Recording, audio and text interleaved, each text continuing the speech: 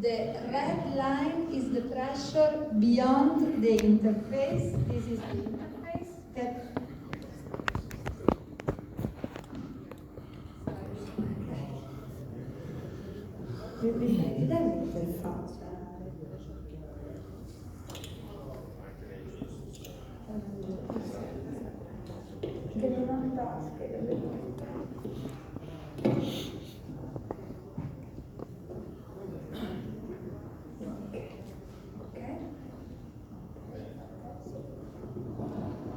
posso avere un'interfaccia?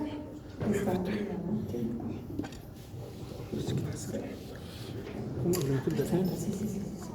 Okay, this is the interface we are working with.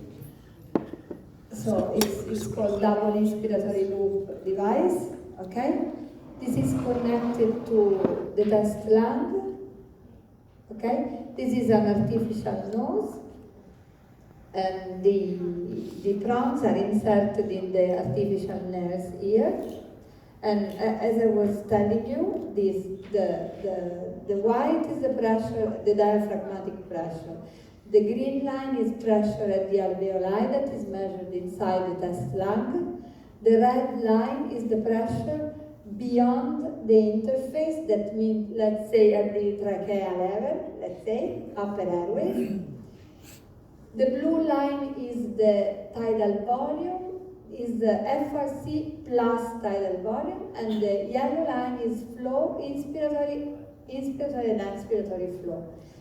Here is the machine, here is the pressure that we set on the ventilator. Can you see it? I don't know if you want, you can come closer, and we can, if you want, you can bring your chair and we stay all together. Sorry. The interface on pressure transmission to the lungs, okay? So, we set to the ventilator 6 centimeters of water with a flow rate of 8 liters. This is a constant flow system, ventilator. I am going to tell you which are the working conditions of the respiratory system. Is 1 kilo infant now at this moment. His FRC is 15 ml. Okay. His compliance is 0.7, so it means a mild RDS, not really severe but mild RDS. His trachea has a measure of 3 millimeters. Resistance of the airways are 100 millibar per liter per second, and he's breathing with a respiratory rate of 30 per minute. Okay?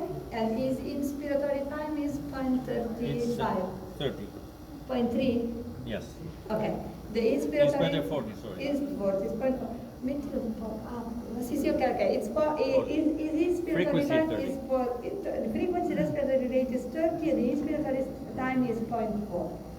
Now, which are our working conditions? These are ideal working conditions because we are prongs that fit completely the nerves, no leaks around the prongs, and you know that when you are treating your infant non-invasively, the choice of the size of the interface is really relevant because you should decrease as much as possible resistances. So the prongs should fit the nerves, okay, as much as possible without stretching the skin, of course. Okay, this is a mouth. I mean, we can create a leak like a mouth, let's say, and now in this moment it's completely closed. Okay? So we set a pressure of 6 centimeters of water, ideal condition, prongs fitting completely the nerves, mouth closed. This is what we read at the alveoli level. Sorry, I have to stop. Faccio io, faccio freeze. Sì, frizza tutto. Ok, frizza. Fai finire lo schermo e... Così? No, poi vai. Fai tutto lo schermo e poi frizza. Ok, ferma lì, perfetto. Ok, so what's happening here to the pressure here and here according to you? Who wants to give an... This is CPAP. We are not giving mechanical breath. It's planned CPAP, just something that is working on FRC. Very short decrease in the frame movement. What's happening here and here? No, it's the same. So there's something wrong in your experience. No, era pure lì, era uguale. No, è al 5, ragazzi. Sì, ok, but we want to check at the... Tu sei sicuro che prima era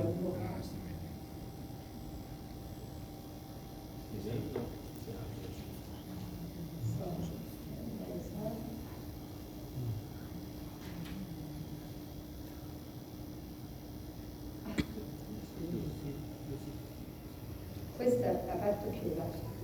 This is open now. This is... So we try it. Is it okay? Okay. It's 6 and we can, so it was...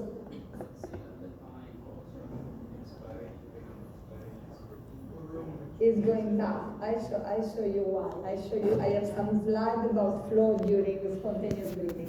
But just to see that if it's, let's say, a closed condition, is closed. Okay. So if it's a closed condition, I mean, more or less it's an ideal condition similar to the endotracheal tube, so no leaks, and pressure is more or less the same that we set on the ventilator.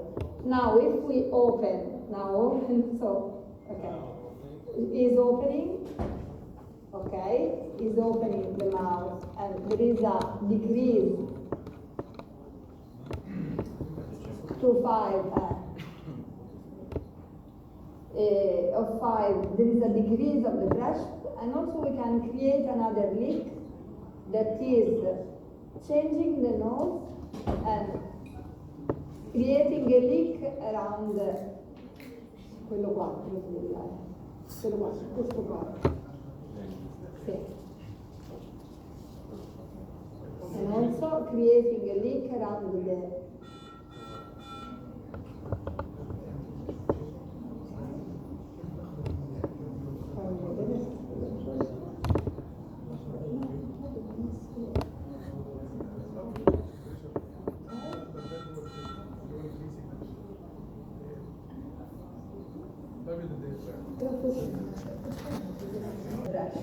So when you are using a non-invasive technique, you have also always to think that when you are performing this ventilation, you have to think about your working condition. So first of all, you have to choose the right prongs that fill the nest without causing any leak around the prongs.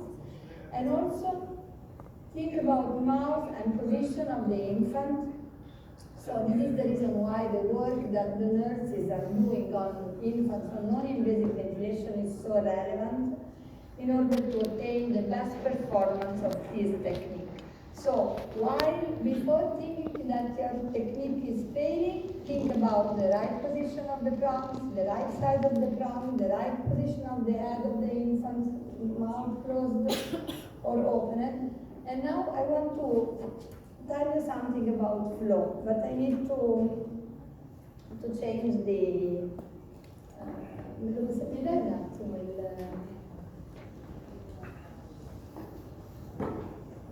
No, mi serve che attacchiamo un attimo questo.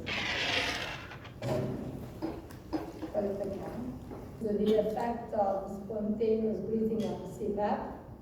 So from a theoretical point of view, when we apply a CPAP to a respiratory system, the pressure we apply to the lungs is due to flow we set on the ventilator multiplied per resistances.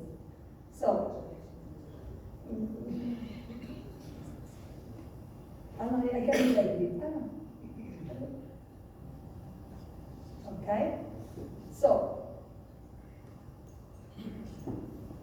what happens, this is in static condition. What happens during inspiration? The infant generates a negative inspiratory flow, So the pressure applied to the airways is bias flow minus the inspiratory flow generated by spontaneous inspiration. Do you remember the wave was down at first, multiplied per resistances. So the pressure goes down during inspiration, and what happens during expiration? The pressure applied to the airway is bias flow plus the positive expiratory flow generated by the infants. So during expiration, the pressure goes up. Okay? So now let us see together what happens, making two examples, what happens when the infant is spontaneously breathing on our set flow. This is example number 1. We set a flow of 6 liters per minute that is crossing the circuit of ventilation with our resistance is 1.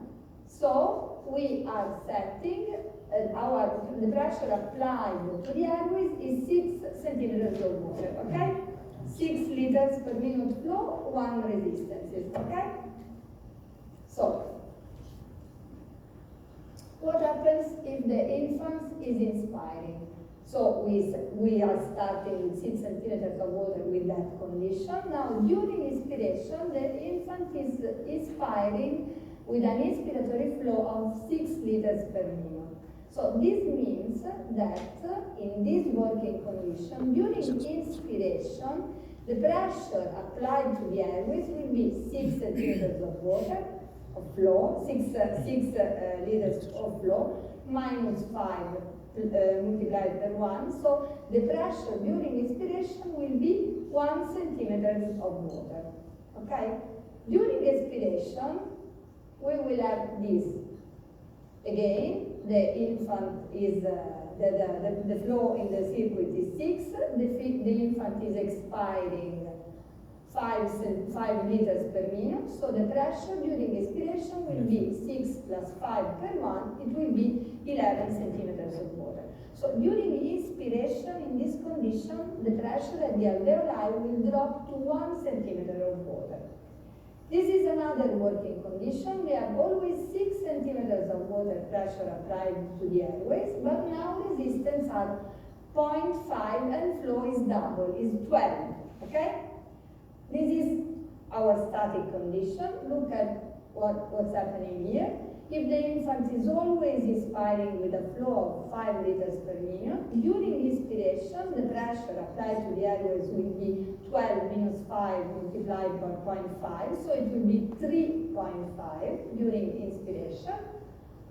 While during expiration, it will be 12 plus 5 multiplied by 0.5 will be 8.5. So this means that the flow is really relevant to the set flow during non-invasive ventilation. If you set a flow that is too low, during inspiration the pressure will go down, thus increasing the work of breathing. And it also, if you set a flow that is too low, it could happen that the expiratory flow of the infant can overcome the flow that is set in the ventilator. So while using non-invasive ventilation, it's always recommended to set a flow that is in between 8 and 10 liters per minute. Do not forget, because very often what happens, maybe not now with all ventilators, is that when you move from invasive to non-invasive ventilation, you forget to change the flow, and the infant was failing just because the set flow couldn't help him enough. Okay?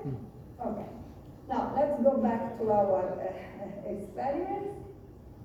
Any questions about that? Because it's really something that very often we don't think about. In let's say, modern ventilator, very often we have a preset flow. We have not to design flow. But usually the set flow for non-invasive ventilation is pretty high. So now we go back to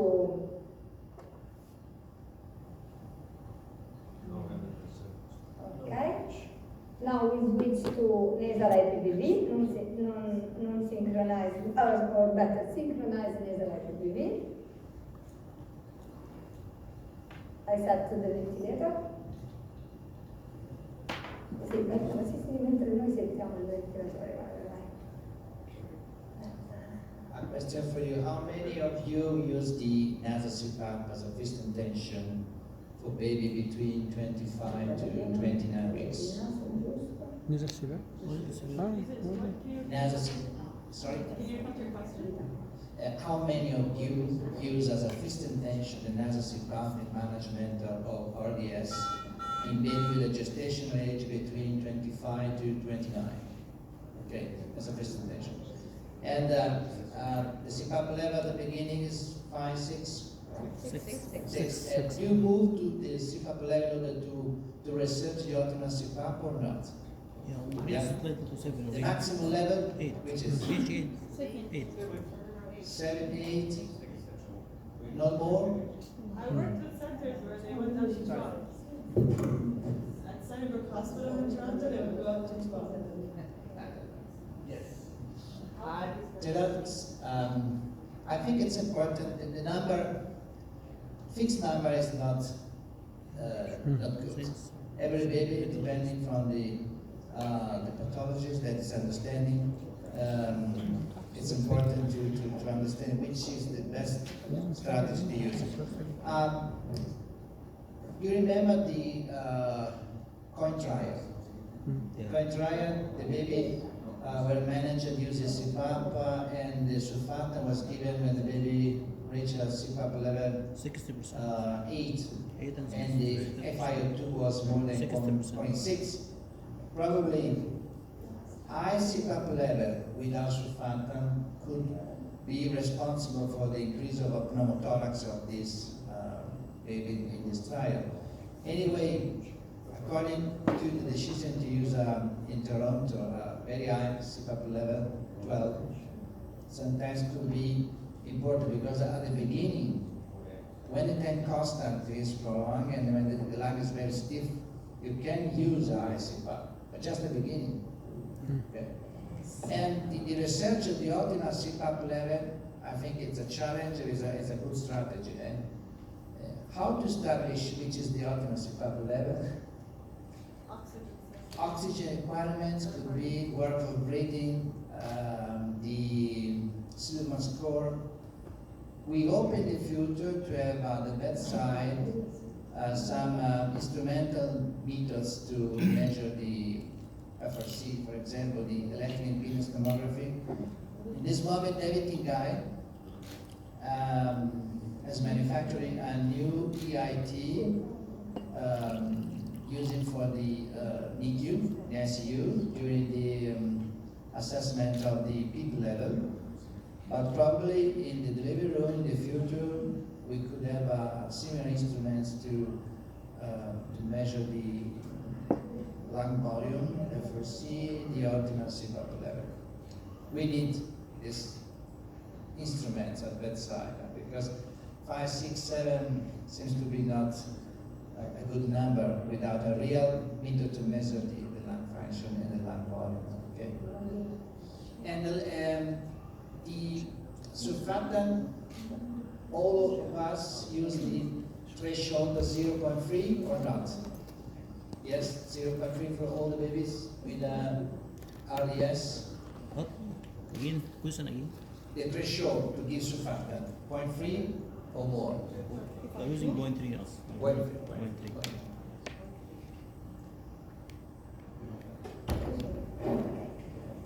So now, this is synchronized nasal IPPV. And what can we say from the? Let me stop you. Let me stop you. No. Quando finisce lo schermo? Okay, that's perfect. So, what's happening now? Now the ventilator is on non-invasive synchronized, nasal synchronized IPPV. That means that is a kind of AC ventilation. The ventilator follows each spontaneous respiratory breath. So as you could see, the infant is breathing, the ventilator senses the inspiratory flow and gives him a positive pressure breath. So what can we say? At first we can say that there is an increase in tidal volume. Do you remember which was the tidal volume during CPAP. The excursion was only one of these. It was around a little bit more than 2. And look at now, the infant is making exactly the same diaphragmatic effort, of course. We didn't change the diaphragmatic effort, but being helped by this mechanical ballet, the tidal volume is more than doubled. Then also we can see from this that there is a, let's say, on the ventilator, is set a peak pressure of 17 centimeters of water and a peak of 6 centimeters of water. We are now working with the mouth open, just to give you an idea of a real condition, because it's impossible to think that the infants always keep his mouth closed. So we have perfect fittingness, that is something that you can do in your unit, but with an open mouth, because we can't control the mouth of the infant. And with the mouth open, you see we set 17 centimeters of water on the ventilator. Here we have 13 beyond at the trachea, and let's say 12 at the alveoli. This is what normally happens during nasal PPP. There is a dampening of the pressure. And what about the PEEP level, or CPAP level, is the same of what we say. Now with this open mouth is around 5, and we also saw this while on nasal CPAP.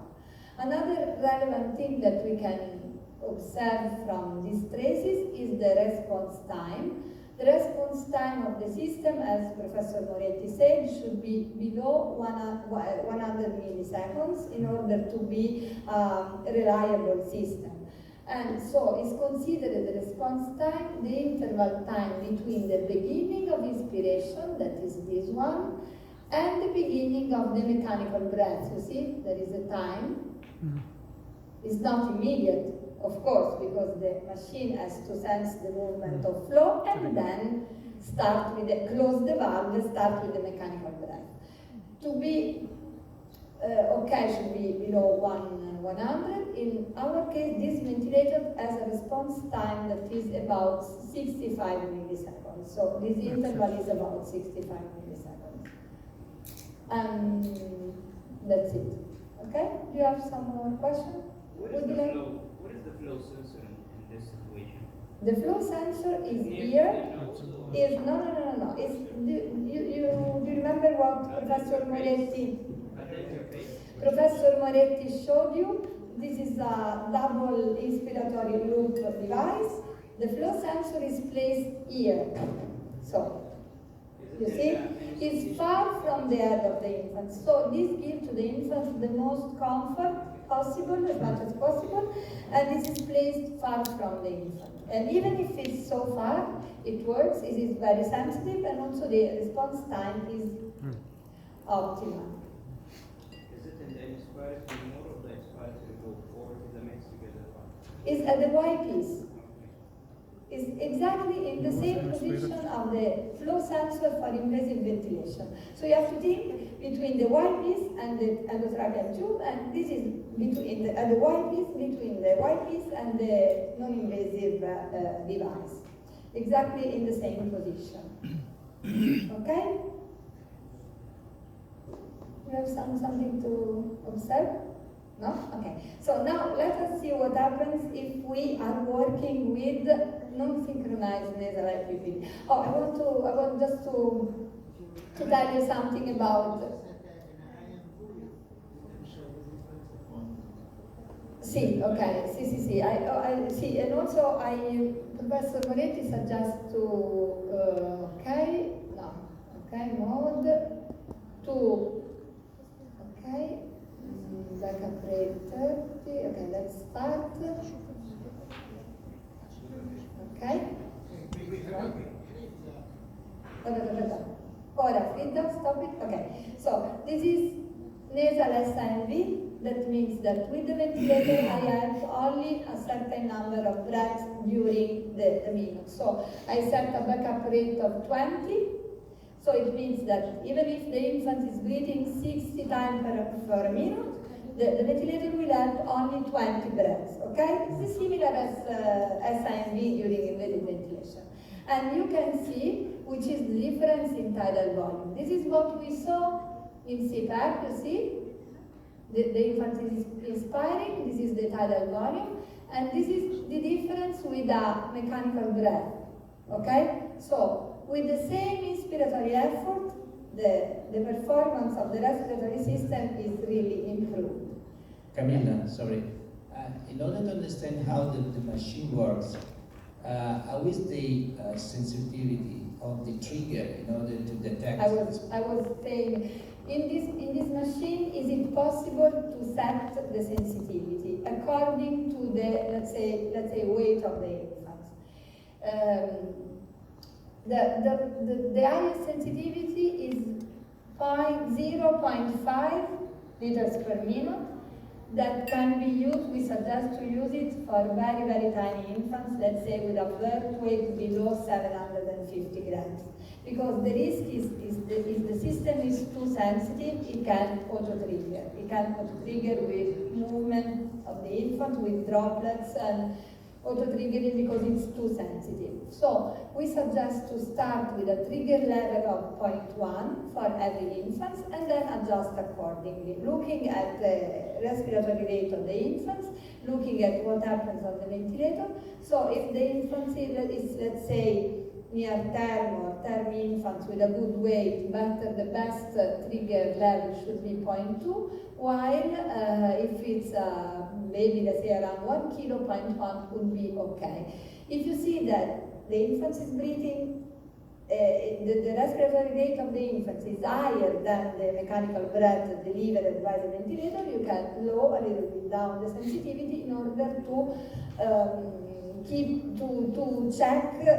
to trigger each spontaneous breath. Of course, we have to consider that this is a non-invasive system. By using an invasive system, we may say that 97% of breath, of spontaneous breath, are detected by the flow sensor and helped by the ventilator with an endotracheal tube. We tested this system in vivo, in infants, non-invasively, and we have more or less 90% of breath that are correctly detected by the ventilator. That is not too bad at all, being a non-invasive system and being an open system.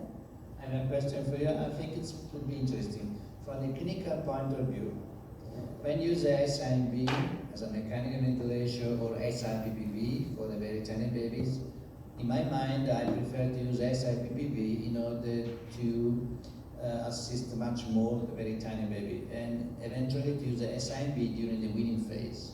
Is the same during the nasal ventilation? Tries nasal SIMV in weaning phase or not? I give you my answer. We usually wean infants by decreasing peak pressure and not by decreasing the rate of spontaneous breath assisted. We do so thinking about what happens during invasive ventilation. We know that if we wean infants by decreasing peak pressure with endotracheal tube, rather than decreasing the respiratory rate, we gain at least 2 days of ventilation. So we think that is more or less the same. But for example, if you have sometimes infants that needs to be helped because of a Silverman score, just you want to help their work of breathing, and then PCO2 is low in some way, is low even if they need to be helped, then maybe you can select SIMV. But it's very, very rare in my clinical practice that I use SIMV. We mostly use synchronized IPPV. Okay, so in the AC mode. Okay. Now, il bambino quando metti che deve respirare, ci fatta il bambino. Any question from the audience? Aspetta. Camilla, Sì, a sì, question? sorry. Thank you. But how much the maximum rate you can go here? With this. Yes.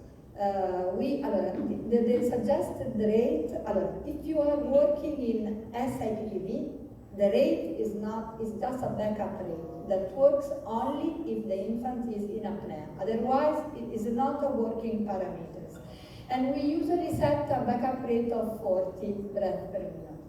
While using in SIMV is a matter of fact, you have to choose the respiratory rate accordingly on to how much you want to help your infants. While if you are using non-synchronized nasal IPPV, I mean, let's say in general, we suggest to start from 40. When the infant is okay, you can decrease to 20. Less than 20 is a kind of CPAP, so it doesn't. We can't speak about nasal INV. We go up to 60, but no more than 60. If we need 60, because you see what Professor Moretti said, and now we are giving you an example of what happens during non-synchronized nasal IPPV. So more than 60 can really disturb the infant, in my opinion. I don't know if you agree with me that generally when we are ventilating the BPD infants, we generally use a very long respiratory time and we reduce the respiratory rate. For example, respiratory time of 0.6 or 0.7, for example, only 15 or 10 breaths per minute. Camilla, is the same.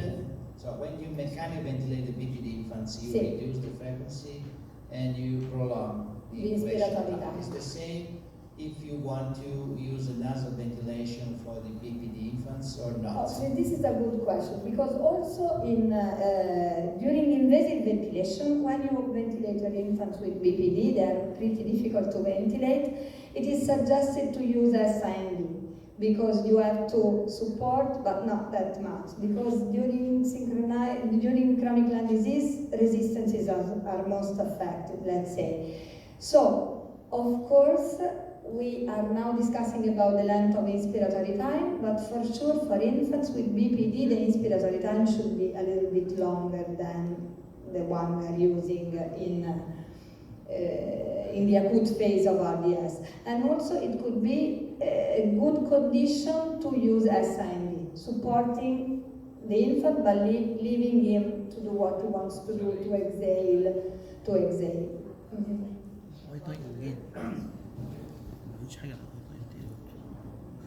The rate is very high during CPAP. The first thing that happens when we switch from CPAP to nasal synchronized ventilation is the rate will be increased, because there is an increase of the efficacy of the ventilation, so we can survey his own rate.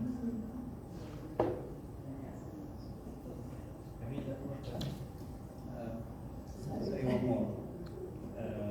Yes, if patient is maintaining his oxygenation of fluid by 2, but his PCO2 is in the higher side. So how far you would go to decide to intubate him? Yes, I mean, we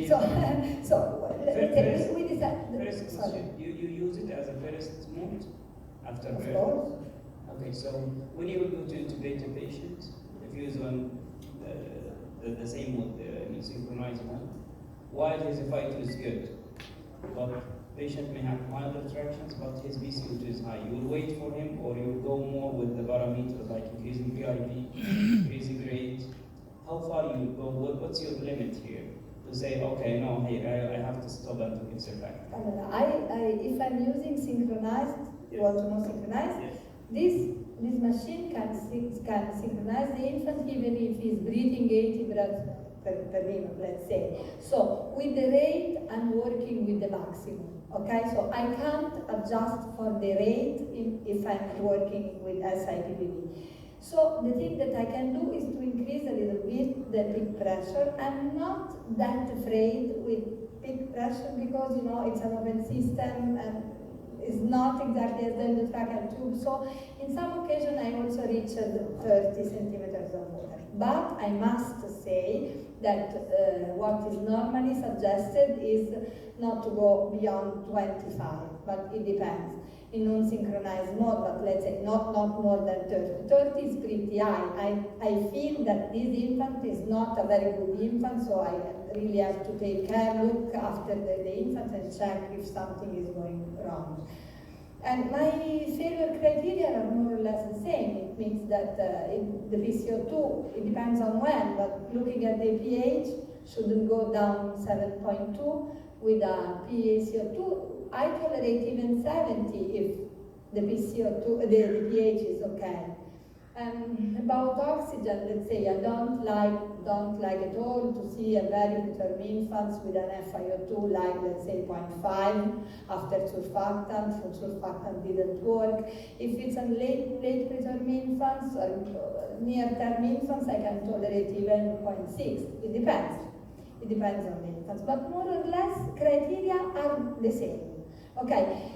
The difference is that by using this mode, less infants will meet the failure criteria that are, of course, the same. And also another relevant thing, while using nasal IPPV, your question was very good, as usual, if I use this from the beginning. This is very relevant, because literature data tell us that nasal IPPV, even non-synchronized, nasal IPPV works better if it is started within the first 6 hours of life, so very early in the course of RDS. Otherwise, if the lung closes, you need something that is more powerful to open it again. And what else? When we are using non-synchronized IPPV, more or less 30% of spontaneous breath are in any case synchronized with the ventilator by chance, not because of a synchronization device. So, okay. Now I just want to show you what happens during non-synchronized.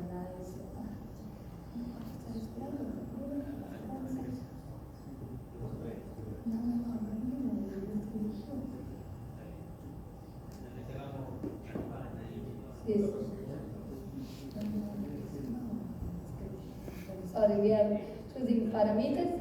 We are always like, okay.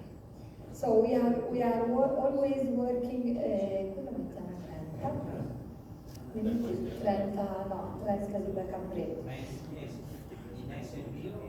This is non-synchronized nasal IPPV. Non-synchronized. No, you can't. The only chance you have. Okay, maybe nasal IPPV, but it's okay. It's more or less the same. The only chance we have with this machine not to synchronize, not to use the flow sensor, is to increase the sensitivity in order to exclude it. Okay? So now we are seeing what happens. Ok, aspetta, vediamo se fa qualcosa di bello. No, non mi piace. Okay, so let us see what's happening here.